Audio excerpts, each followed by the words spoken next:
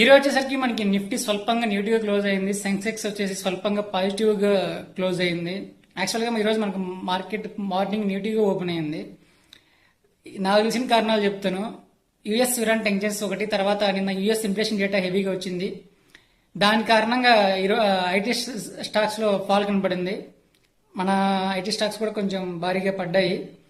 అలాగా ఓపెన్ అయిన మార్కెట్ మధ్యాహ్నం వచ్చేసరికి కాస్త పాజిటివ్ గా రియాక్ట్ అయింది.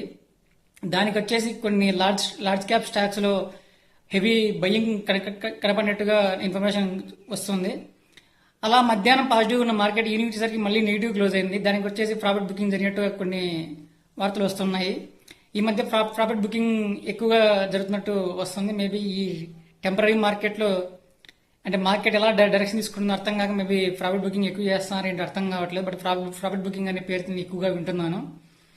ఈ రోజు మార్కెట్ ఇలా రకరకాలుగా రియాక్ట్ కావడానికి నాకు తెలిసిన కారణాలు అయితే ఇవి. సో నాకు తెలిసిన ఇన్ఫర్మేషన్ ఇది. నేను నాకు తెలిసింది మాత్రమే చెప్పగలను. సో ఇది ఈ రోజు మార్కెట్ యొక్క విశేషాలు. వీడియో నచ్చితే లైక్ చేయండి, షేర్ చేయండి, కంటెంట్ నచ్చితే ఫాలో అవ్వండి.